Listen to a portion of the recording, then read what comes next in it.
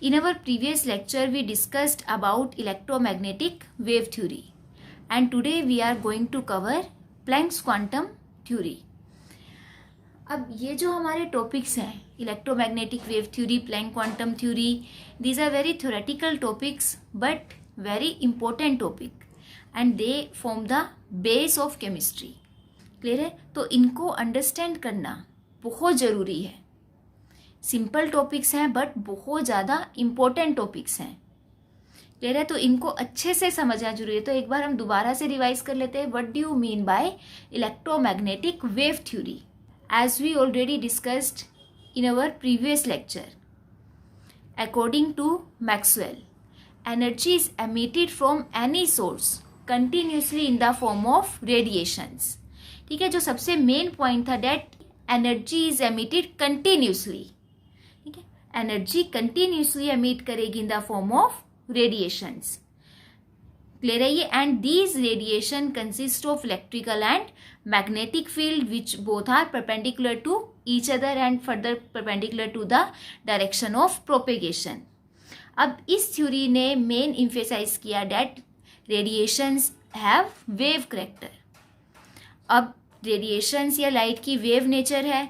Wave nature के according electromagnetic wave theory successfully explain the phenomena like reflection, refraction, interference, diffraction, polarisation etcetera.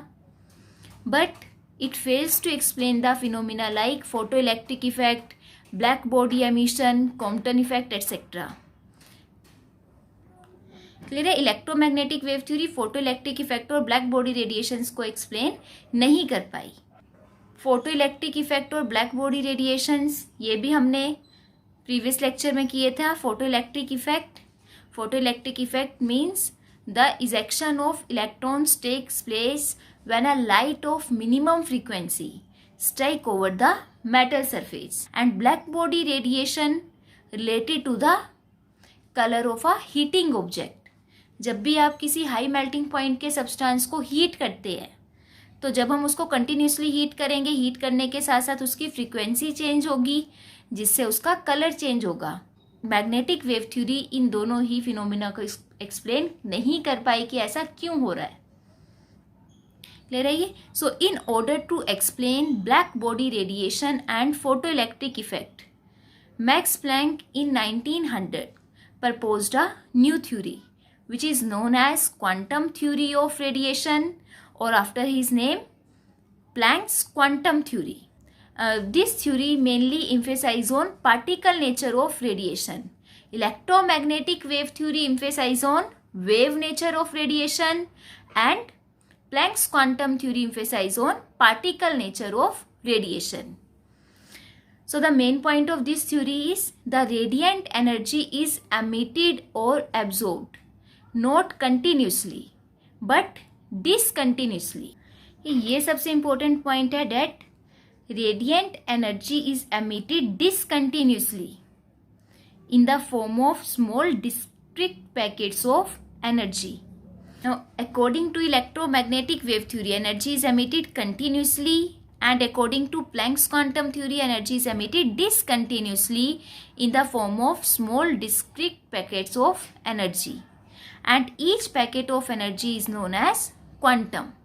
Planck quantum theory के according जो energy है वो small packets की form में release होगी, and each packet of energy is known as quantum. Clear है ये? अगर हम सिंपल एग्जांपल देखें, लाइक अगर हम एलपीजी गैस का एग्जांपल लें, जनरली अगर हम हमारे घर जो घरों में एलपीजी की सप्लाई होती है वो सिलेंडर के थ्रू होगी. ठीक है, बट आजकल जो मॉडर्न सोसाइटीज़ बन रही हैं उनमें एलपीजी की सप्लाई थ्रू पाइपलाइंस हो रही हैं. तो अगर हमारी अब जो पाइपलाइन के थ्रू सप्लाई हो रही है और जो सिलेंडर्स के थ्रू सप्लाई हो रही है, दोनों में क्या डिफरेंस है? अब अगर डायरेक्ट पाइपलाइन अटैच्ड है गैस के साथ, डैट मीन्स वहाँ से जो एलपीजी सप्लाई है वो कंटिन्यूटी में हो रही है. तो जब भी उन्हें रिक्वायर्ड है गैस की, वो गैस को ऑन करेंगे और उन्हें एलपीजी गैस मिलेगी. ठीक है, वहाँ से वो गैस ऑन कर सकते हैं. तो जब भी रिक्वायर्ड है 24/7 आवर्स भी वो यूज़ कर सकते हैं उसे. तो वहाँ से वो जो सप्लाई है डैट इज़ कंटिन्यूस. बट अगर हम सिलेंडर्स की बात करें, अगर हमारे घरों में एलपीजी की सप्लाई बाय सिलेंडर हो रही है तो वो एक डिसकंटिन्यूस मैनर में है, डिस्क्रीट मैनर में है, ठीक है। अब जब तक हमारा सिलेंडर है हम गैस यूज़ करेंगे, जैसे सिलेंडर ख़त्म हो गया फर्दर हमें नेक्स्ट सिलेंडर, दूसरे सिलेंडर की जरूरत पड़ेगी। क्लियर है ये? तो अब जो वहाँ पे जो एक पैकेट ऑफ एलपीजी गैस, उसको नेम दिया सिलेंडर का, और प्लैंक ने वैसे ही प्लैंक ने कहा कि जो एनर्जी है वो पैकेट्स की फॉर्म में रिलीज होगी, और एक पैकेट ऑफ एनर्जी को नेम दिया क्वांटम का। और अगर हम लार्ज पैकेट्स की बात करते हैं तो लार्ज पैकेट्स में हम उसे नेम करेंगे क्वांटा, क्वांटा प्लूरल फॉर्म में। And second main point of this theory is that according to Planck's energy of radiation is directly proportional to the frequency of radiation। तो जब आप प्रोपोर्शनैलिटी साइन हटाएंगे कुछ ना कुछ कांस्टेंट ऑफ प्रोपोर्शनैलिटी लगेगा।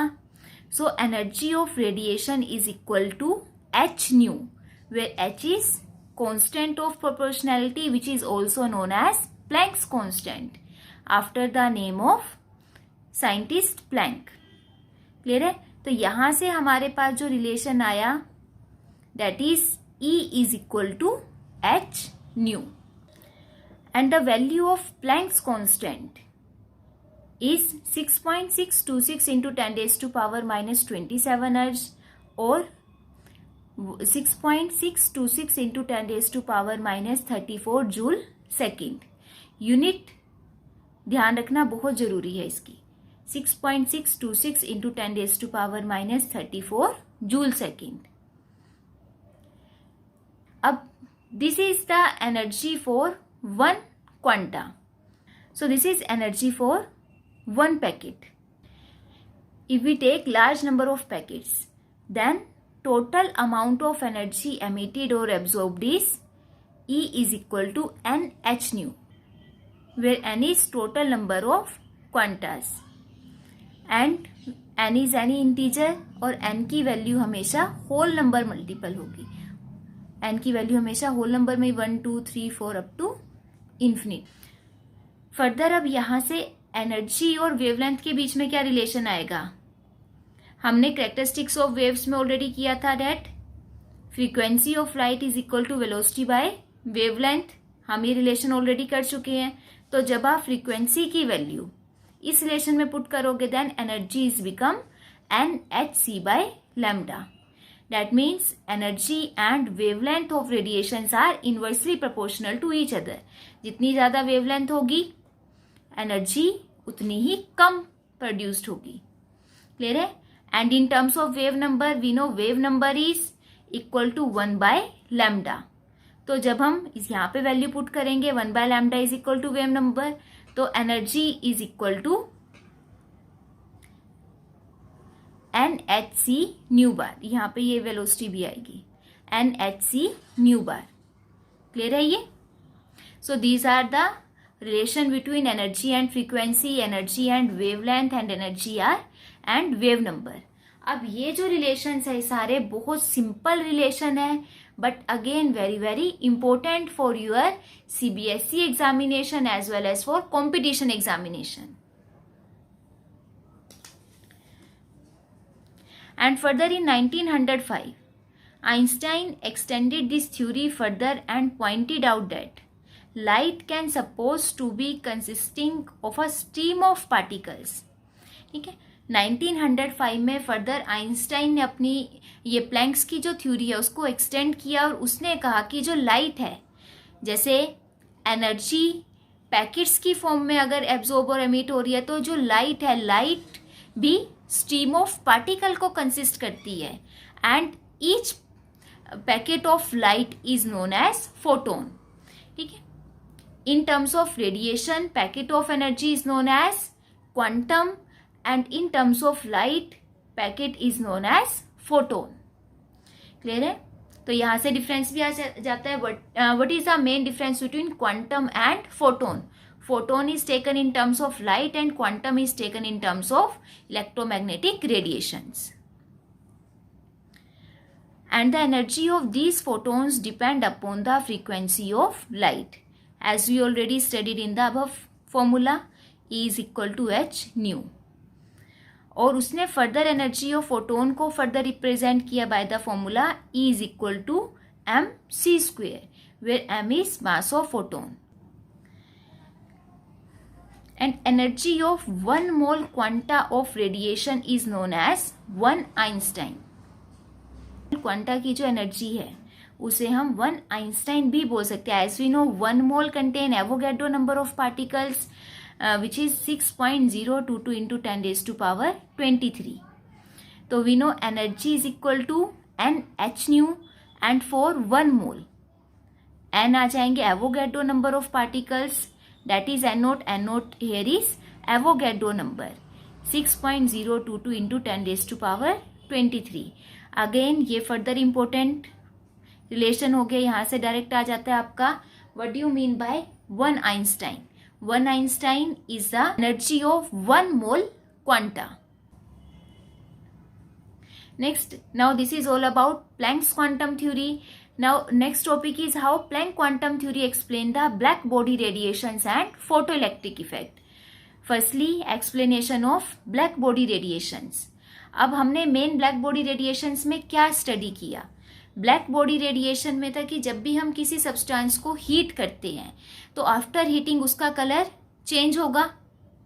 ठीक है, we observe that when we heat any high melting point substance then it colour continuously changes, but electromagnetic wave theory उसको एक्सप्लेन नहीं कर पाई थी, because according to electromagnetic wave theory energy is independent of frequency. तो अगर energy frequency के independent है तो हम बॉडी को कितना भी हीट करें उसकी एनर्जी चेंज होगी, फ्रीक्वेंसी रिमेन सेम। तो फ्रीक्वेंसी अगर सेम है तो कलर भी सेम रहना चाहिए, because colour depend upon frequency और wavelength. But according to Planck quantum theory energy of radiation is directly proportional to frequency as E is equal to h nu when we continuously heat the substance. More and more energy is being absorbed by the atoms and they emit radiation of higher and higher frequency. ठीक है, तो अब energy frequency के directly proportional है, तो अगर आप किसी सब्सटेंस को हीट करोगे तो वो ज़्यादा से ज़्यादा एनर्जी एब्जॉर्ब करेगा और हायर फ्रीक्वेंसी की रेडिएशंस एमिट करेगा। Now according to electromagnetic spectrum we already studied that red light has minimum frequency and blue light has maximum frequency. हमारा जो विजिबल रीजन में विबग्योर का रीजन आता है,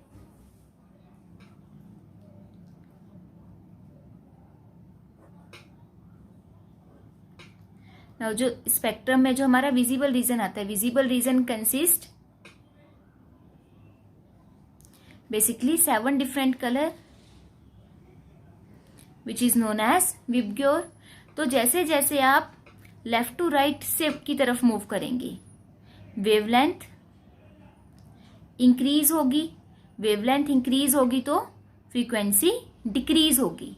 according to this red light has minimum frequency and blue और violet light has maximum frequency.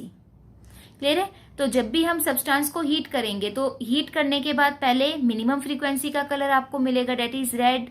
Then further और heat करोगे higher frequency, जैसे जैसे एनर्जी इंक्रीज होगी फ्रीक्वेंसी इंक्रीज होगी, तो जो कलर है सब्सटेंस का वो रेड से फर्दर येलो, येलो से फर्दर ब्लू में कन्वर्ट होगा। क्लियर है? तो according to Planck's quantum theory, तो प्लैंक क्वांटम थ्योरी ने ब्लैक बॉडी रेडिएशंस को इजिली एक्सप्लेन किया।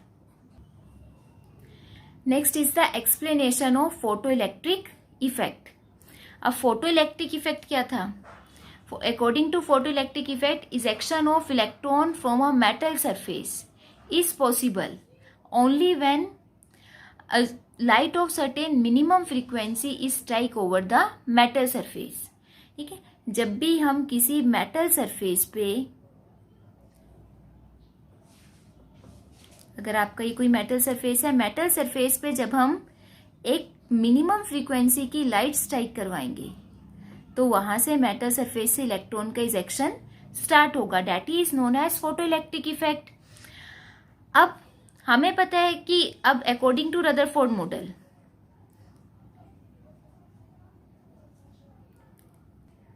किसी भी एटॉमिक स्ट्रक्चर में electron are revolving around the nucleus, तो there is some forces of attraction between the electron and nucleus.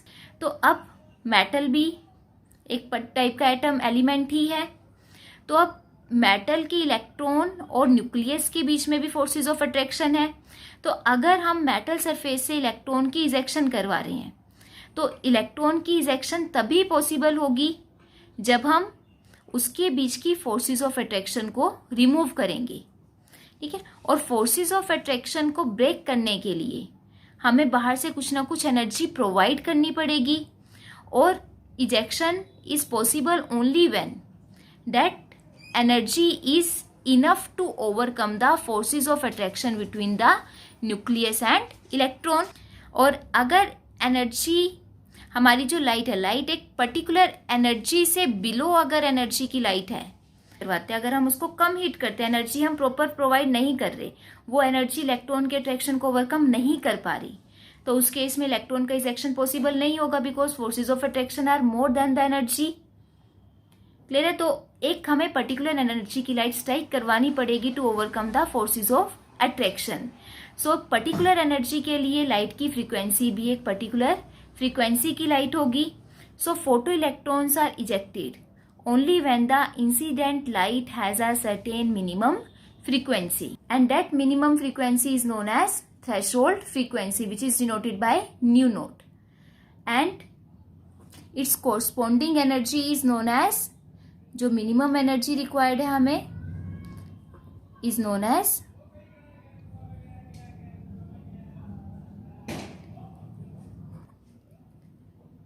threshold energy, which is denoted by h nu naught, and threshold energy is also known as work function.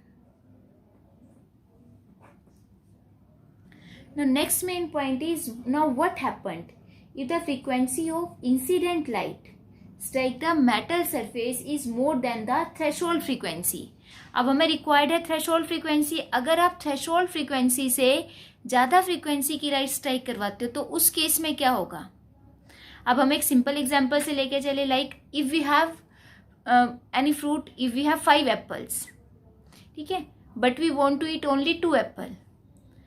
हमारे पास 5 Apple हैं और हमें खाने सिर्फ 2 हैं, तो उस केस में हमारे पास 3 एप्पल एक्स्ट्रा हैं।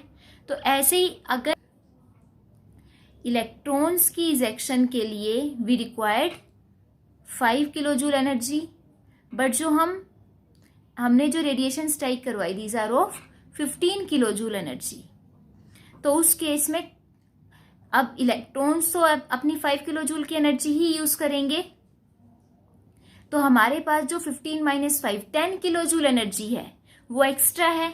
तो वो जो एक्स्ट्रा एनर्जी है वो फर्दर एनर्जी कन्वर्ट हो जाएगी into kinetic energy of electrons में, ठीक है। अब जो एनर्जी है, now we know energy is a form of, या light is a form of matter, and matter can neither be created nor be destroyed।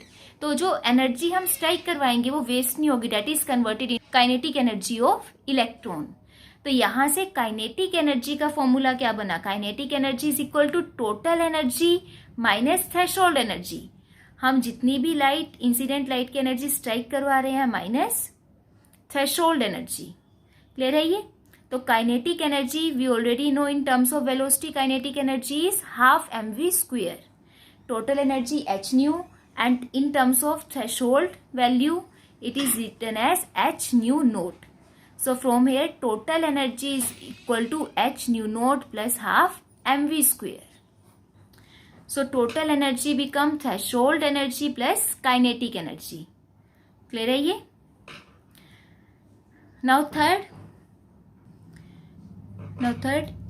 intensity of a light is directly proportional to the number of photon, means by increasing the intensity of light of a given frequency it increase the number of photon, but energy of photon remain same, intensity is independent of energy। Hence when intensity of light is increased, more electrons are ejected, but the energy of these electrons are not changed। Clear है? तो अगर आप यहाँ से kinetic energy और intensity of incident light के बीच में ग्राफ प्लॉट करते हैं, तो intensity is independent of energy, तो जो काइनेटिक एनर्जी है remain constant with the increase of energy. तो हमारे पास एक स्ट्रेट लाइन कर्व आएगा which is parallel to X axis. Clear है? With the increase of intensity kinetic energy remain constant. So this is all about Planck's quantum theory and the explanation of black body radiation and photoelectric effect according to Planck's quantum theory. Now let's try some numerical based upon Planck's quantum theory. Numerical करने से पहले हम ये एक बार formula फिर से revise कर लेते हैं with their short trick. Now according to Planck's quantum theory, energy is directly proportional to frequency. That is, E is equal to h nu, where h is Planck's constant and nu in terms of wavelength is velocity by wavelength. So E is equal to hc by lambda. अब हमें पता है, अब जब भी हम numericals करेंगे, numericals में प्लैंक्स कांस्टेंट और c that is velocity of light, इनकी वैल्यू तो हमेशा जनरली कांस्टेंट ही रहेगी. Value of h is always 6.626 into 10⁻⁻34 and c is generally velocity of light. जितने भी इलेक्ट्रॉन, प्रोटॉन, न्यूट्रॉन है, they travel with the velocity of light, that is 3 into 10⁸ metre per second. तो हर बार जब भी आप न्यूमेरिकल करोगे, हर बार ये वैल्यूज पुट करोगे, फर्दर उन्हें सोल्व करोगे, तो जब भी हम इनकी वैल्यू पुट करके उनको सोल्व करेंगे तो energy is equal to 1.986 into 10⁻⁻25 by lambda. This energy is in joule. As Planck's constant, unit of Planck constant is joule second, unit of c is meter per second and wavelength is in meter. तो यहाँ से second के साथ second cut गया, metre के साथ metre cut हो गया, तो एनर्जी जो हमारी आई डेट इज इन जूल. तो 1.986 है, तो it is approximately equal to 2 into 10⁻⁻25 by lambda joule. Clear है? ये वैल्यू आपको ध्यान रखनी है कि प्लैंक्स कांस्टेंट और वेलोसिटी अगर आपकी 3 इंटू 10⁸ है तो उनको मल्टीप्लाई करके वैल्यू हमेशा आएगी 2 इंटू 10⁻⁻25. तो अगर आपको लैम्डा गिवन है और एनर्जी कैलकुलेट करनी है तो जस्ट आप इसमें वैल्यू पुट करोगे वेवलेंथ की and you have to calculate energy. This tricks are only for competition exams. ठीक है? सीबीएसई में न्यूमेरिकल आएंगे. अगर सीबीएसई में आप ये डायरेक्ट फॉर्मूला ये वाला लिखोगे तो वहां से आपको आपके नंबर्स कट होंगे, बिकॉज सीबीएसई में जो न्यूमेरिकल्स है वो जनरली 2 और 3 मार्क्स के होते हैं और आपको हर एक स्टेप के मार्क्स गिवन होंगे. तो आपको वहां पे डिटेल में ही करना होगा. पहले आप अपना एग्जैक्ट फॉर्मूला लिखोगे, वैल्यूज पुट करोगे. आप ये कर सकते हो कि आप इन वैल्यूज की डायरेक्ट वैल्यू याद रख सकते हो कि मल्टीप्लाई के बाद डायरेक्ट वैल्यू ये आएगी. बट अगर आप डायरेक्ट फॉर्मूला यही लिखते हो तो वहां से आपके मार्क्स सीबीएसई में कट होंगे. क्लियर है? तो जो भी ये शॉर्ट ट्रिक्स यूज होती हैं, these short tricks are only for competition exam, जहाँ पे आपको फॉर्मूला वगैरह अप्लाई करना नहीं पड़ता. जस्ट आपको एमसीक्यूज गिवन होंगे और वहां पे आपको ऑप्शन पे टिक करनी है. तो वहां पे आपको फटाफट कम टाइम पे जल्दी न्यूमेरिकल सोल्व करने हैं. If you have to calculate energy in electron volt, अभी हमारे ये फॉर्मूला था एनर्जी इन जूल्स के लिए. ठीक है? अगर इलेक्ट्रॉन वोल्ट में कैलकुलेट करना है, इलेक्ट्रॉन वोल्ट में E is charge on electron, V is voltage. We know charge on electron is equal to 1.6 into 10⁻⁻19 coulomb. So 1 electron volt is equal to 1.6 into 10⁻⁻19 coulomb volt, and 1 coulomb volt is equal to 1 joule. So electron volt in terms of joule is equal to 1.6 into 10⁻⁻19 joule. So 1 joule is equal to 1 by 1.6 into 10⁻⁻19 electron volt.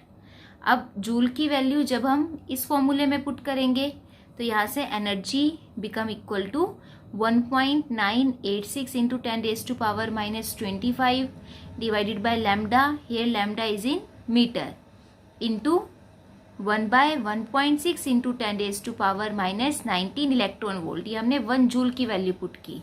So by solving these value, energy become 1.24 into 10⁻6 divided by lambda in electron volt. Clear है. यहाँ पे ध्यान रखना है here wavelength is in metre. और अगर आपको wavelength Armstrong में गिवन है तो हमें पता है 1 Armstrong is equal to 10⁻⁻10 metre. Clear है ये. तो जब आप आर्मस्ट्रॉन्ग में वैल्यू पुट करोगे then energy become equal to 12,400 divided by lambda. Here wavelength is in Armstrong electron volt, and if wavelength is given in nanometer then value is 1240 by wavelength. ठीक है. तो आप कोई भी एक वैल्यू याद रख लो बस. Energy in electron volt is main आपका अगर आर्मस्ट्रॉन्ग में 12,400 divided by lambda electron volt, and in joule is 2 into 10⁻⁻25 by lambda joule. Clear है ये. Next, so let's start with our first numerical. Numerical 1 is calculate the energy of a mole of photons of radiation whose frequency is 5 into 10⁻14 hertz. Here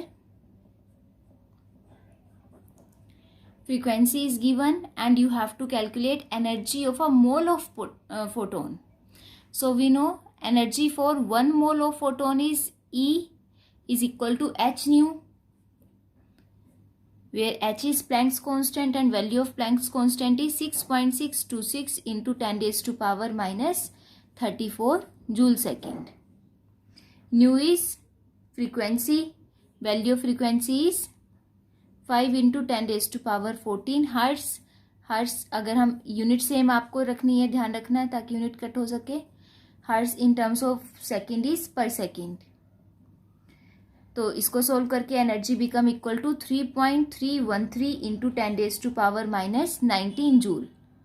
now this is energy for 1 photon and you have to calculate the energy for a mole of photon. We know 1 mole is equal to Avogadro number. Then what is the energy for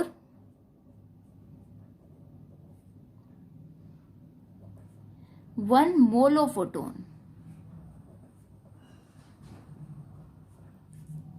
It is equal to n naught h nu. N naught where is Avogadro number 6.022 into 10⁻23 into energy, which is 3.313 into 10⁻⁻19 joule. So here energy become equal to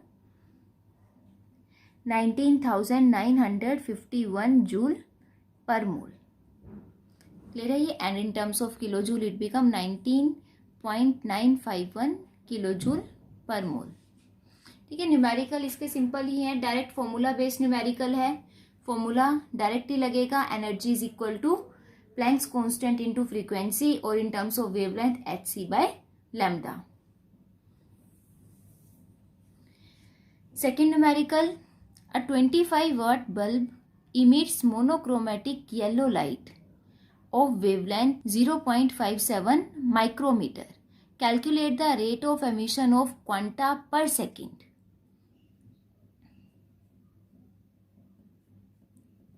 So in this numerical, power is given to you. You know what is the unit of power?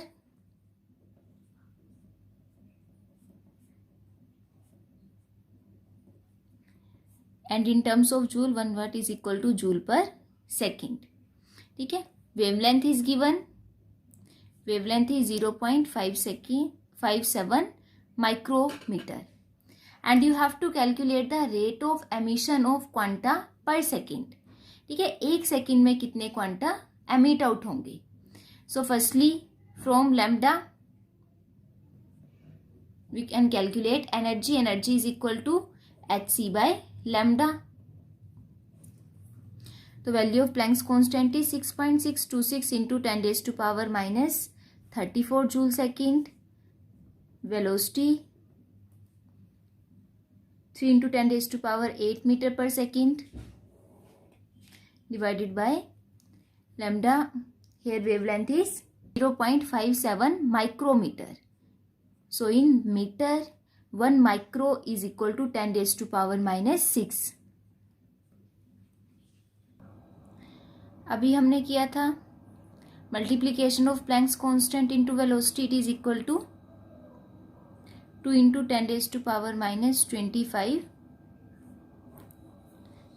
divided by lambda. Clear है? अब अगर आपको ये value याद है तो ये direct ही हो जाएगा, आपकी कैलकुलेशन थोड़ी इजी होगी आपको. सो इसको फर्दर सोल्व करने के बाद वैल्यू आएगी 3.48 into 10 raised to power minus 19 joule. ठीक है. Now you have to calculate the rate of emission of quanta per second. So number of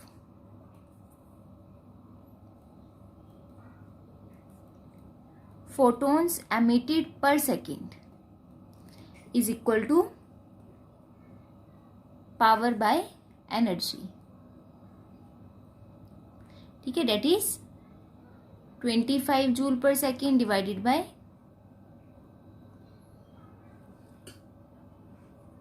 energy, that is 3.48 into 10 raised to power minus 19 joule. So the number of photon emitted is 7.18 into 10 raised to power minus 19 per second. Clear है? ये power आपका यही था कि 1 second में कितनी energy release हुई. ठीक है. तो यहाँ से जूल के साथ जूल कट गया and you have to calculate the number of photons emitted per second. और डायरेक्ट हमारे पास फॉर्मूला ये भी है, E is equal to NH nu or NC by lambda. So where N is number of quanta, so you now here you have to calculate the number of quantums emitted per second. So N is equal to E by H nu, where E is given energy or given power and H nu is calculated value. Now third numerical, the work function for cesium atom is 1.9 electron volt. Work function, that is threshold energy, is given to you. You have to calculate the threshold wavelength, the threshold frequency of the radiation if the cesium element is irradiated with a wavelength 500 nanometer. Wavelength is given to you. Calculate the kinetic energy and velocity of the ejected photoelectron.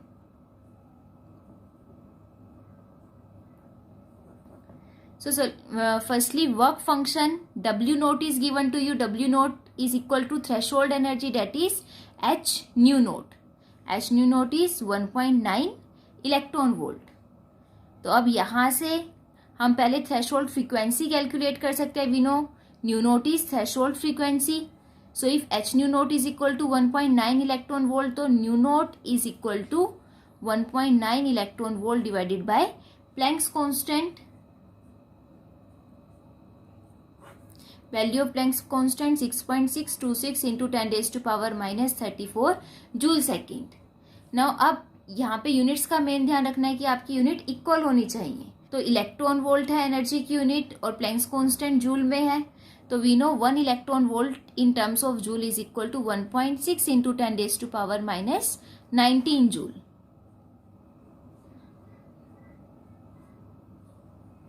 So from here threshold frequency become equal to 4.59 into 10 raised to power 14 per second.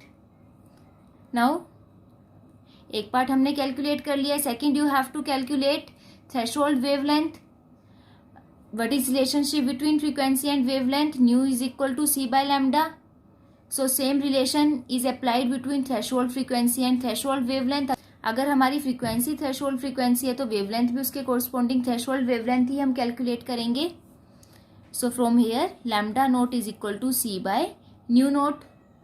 Value of C is 3 into 10 raised to power 8 meter per second and threshold frequency is 4.59 into 10 raised to power 14 per second. Calculate करके value आपकी आएगी 6.54 into 10 raised to power minus 7 metre और 654 nanometre. In third part, we have to calculate the kinetic energy. ठीक है. and the wavelength of incident ray is given to you, that is 500 nanometer. and we know kinetic energy is equal to total energy minus threshold energy, h nu minus h nu naught. H तो दोनों में common ही है, H को हम common ले लेंगे तो it become H into nu minus nu naught H. तो in terms of lambda we can see it C by lambda और उसको C by lambda naught. C भी आप कॉमन ले सकते हो, H C into 1 by lambda minus 1 by lambda naught. Value of Planck's constant 6.626 into 10⁻⁻34 joule second. C is 3 into 10⁸8 meter per second. Value of lambda is 500 nanometer and 1 nanometer is equal to 10⁻⁹ meter minus lambda note. Lambda note आपका इधर से आया था metre की term में 5.64 into 10⁻⁷ metre. तो इनको solve करके तो आपका आ जाएगा 2 into 10⁻⁻25 joule metre divided by, यहाँ से अगर हम इसको भी 10⁻⁹ की टर्म में लेते हैं तो ये बनेगा 654 इंटू 10⁻⁹ मीटर। तो यहाँ से 10⁻⁹ भी आप कॉमन ले लीजिए तो इट बिकम 1/500 माइनस 1/654। जस्ट अब आपको इसको सोल्व करना है। सोल्व करने के बाद kinetic energy become 9.36 into 10⁻⁻20 joule. Clear है? ये जस्ट आपको कैलकुलेट करना है। Now next fourth part is you have to calculate the velocity of the ejected photo electron. And now what is relationship between kinetic energy and velocity? We know kinetic energy is equal to half mv square. So from here velocity become 2 into kinetic energy divided by m whole root. Clear है? Kinetic energy की value आपको पता है, mass is m is mass of photon, उसकी value पता है, that is 9.1 into 10⁻⁻31 kilogram. Just you have to put the values and calculate. Kinetic energy is 9.36 into 10⁻⁻20. M is mass which is 9.1 into 10⁻⁻31. तो just इसको solve करोगे तो velocity of ejected photo electron become 4.53 into 10⁵ metre per second. Clear है? ये आपको just numericals के फॉर्मूले याद रखने हैं। न्यूमेरिकल बिल्कुल सिंपल, आपके फॉर्मूला बेस्ड न्यूमेरिकल्स ही आएंगे। अब इन्हीं फॉर्मूलों के बेस पे फर्दर कुछ एमसीक्यूज भी हैं। लास्ट ईयर से आपके सीबीएसई में अब एमसीक्यूज भी इंट्रोड्यूस्ड हो गए हैं। आपके कंपटीशन में तो ऑलरेडी एमसीक्यूज ऑब्जेक्टिव क्वेश्चंस ही आते हैं। तो let us solve some MCQs also. तो first is the value of Planck's constant is 6.63 into 10⁻⁻34 joule second. The speed of light is 3 into 10⁻17 nanometer. यहाँ पे लाइट नैनोमीटर में गिवन है। Which value is closest to the wavelength in nanometer of a quantum of light with frequency 6 into 10⁻15 per second. Options are 10, 25, 50 and 75. Clear है? इसमें आपको planks constant की value given है, speed of light given है इन nanometre, और आपको ये बताना है और फ्रीक्वेंसी गिवन है कि जो वेवलेंथ है, वेवलेंथ नैनोमीटर में से इनमें से कौन सी होगी। तो सिंपल डायरेक्ट फॉर्मूला ही आपने अप्लाई करना है। We know what is relationship between frequency and wavelength. Nu is equal to C by lambda. तो यहां से lambda is equal to C by nu. Value of C nanometre is 3 into 10⁻17 nanometre per second divided by nu 6 into 10⁻50 per second. तो यहाँ से आ जाएगा ये 1/6, ये ऊपर चला जाएगा 10⁻2 नैनोमीटर। तो ये 100/2 डेट इज 50 नैनोमीटर। क्लियर है? तो यहाँ से ये डायरेक्टली आ गया आपका ऑप्शन सी। ठीक है, option number C is correct. तो यहाँ पे जो प्लैंक्स कांस्टेंट की वैल्यू है, this is given just for confusion. Second, calculate the wavelength of the light required to break the bond between two chlorine atoms in a chlorine molecule. The chlorine bond energy is 243 kilojoule per mole. ठीक है. And wavelength के options आपको given है. तो in this numerical we have to calculate the wavelength of light required to break the bond between chlorine atoms. ठीक है. Chlorine molecule में एक क्लोरीन एटम्स के बॉन्ड को ब्रेक करने के लिए कितनी वेवलेंथ की लाइट आपको रिक्वायर्ड होगी, आपको ये कैलकुलेट करना है. And bond energy is given to you. Firstly what do you mean by bond energy? Bond energy is the amount of energy required to break 1 mole of a bond. ठीक है. Bond energy हमेशा होगी 1 मोल bond को break करने के लिए कितनी amount energy की रिक्वायर्ड है. यूनिट से भी आपको क्लियर है. Bond energy is given in kilojoule per mole, मतलब 1 मोल के लिए जो एनर्जी रिक्वायर्ड है डेट इज 243 किलोजूल. तो फिर further we have to calculate, firstly we have to calculate energy required to break 1 chlorine bond. अब हमें पता है 1 mole contain Avogadro number of molecules. तो फिर फर्दर एनर्जी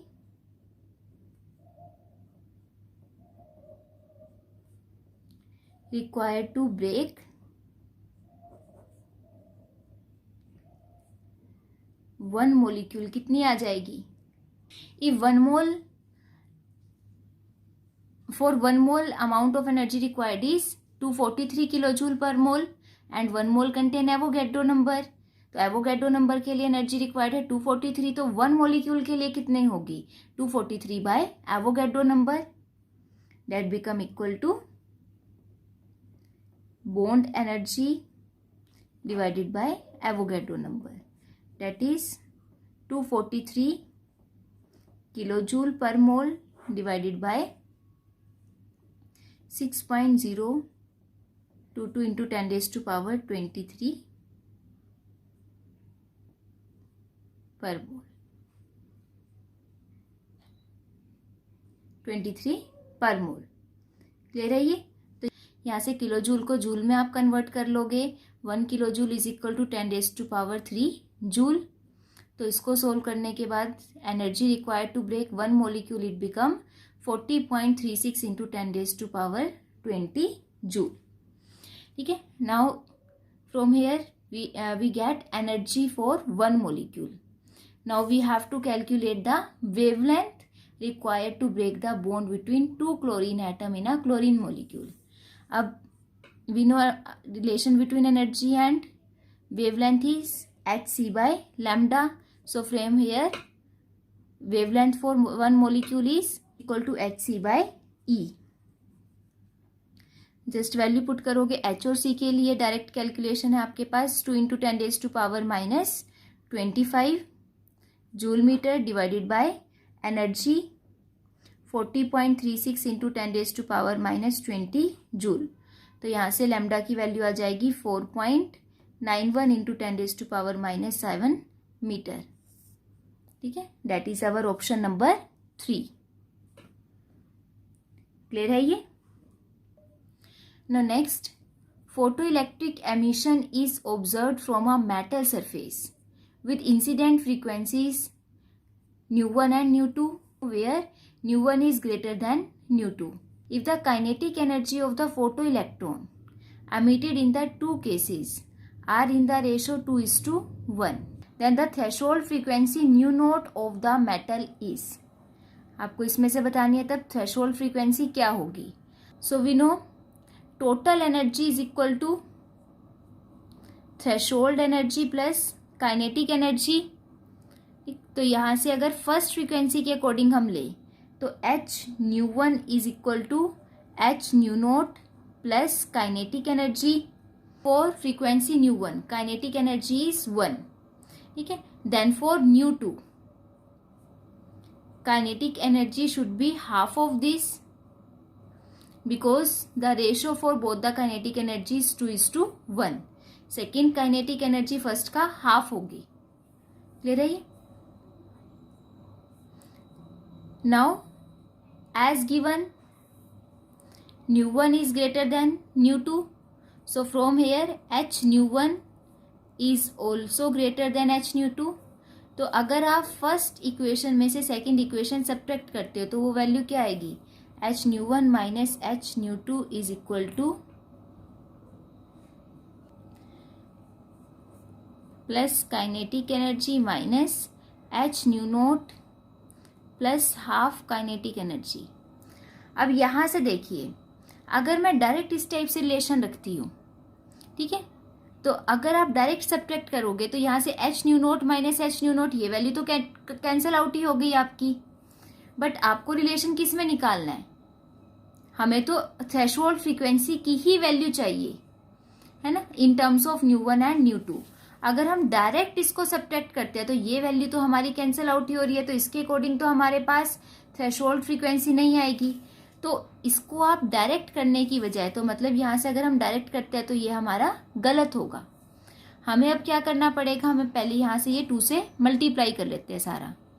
तो इट बिकम, अगर आप पूरी इक्वेशन को 2 से मल्टीप्लाई करते हो, 2h nu2 is equal to 2h nu naught plus kinetic energy. Now take this equation as third equation. So now subtract third from first equation. So it become h nu1 minus h 2h nu naught is equal to h nu naught 2h nu2 is equal to h nu naught plus kinetic energy minus 2h nu naught plus kinetic energy. So it become, kinetic energy के साथ kinetic energy cut हो जाएगी, -1 minus 2 minus ही बचेगा, minus h nu note. तो यहाँ से h nu naught is equal to h nu 2h nu 2 minus h nu 1. Planck's constant सब में कॉमन है, कॉमन लेके उसको हम इजिली कट कर सकते हैं. तो nu naught is equal to 2 nu 2 minus nu 1. Clear है ये? तो ये हमारा ऑप्शन कौन सा आया? That is our option number D. I hope अब ये न्यूमेरिकल्स आपको अच्छे से क्लियर हो गए हों. न्यूमेरिकल्स को अच्छे से ट्राई करना, सोल्व करके देखना. जितनी आप प्रैक्टिस करोगे, सिर्फ आपकी मेन कैलकुलेशंस हैं कि जितनी प्रैक्टिस करोगे उतना ही कंसेप्ट आपको अच्छे से क्लियर होगा. बार बार रिवाइज करो, वीडियो लेसन्स बार बार देखिए. जितना आप रिवाइज करोगे कंसेप्ट आपको क्लियर होता जाएगा. Thank you and have a nice day.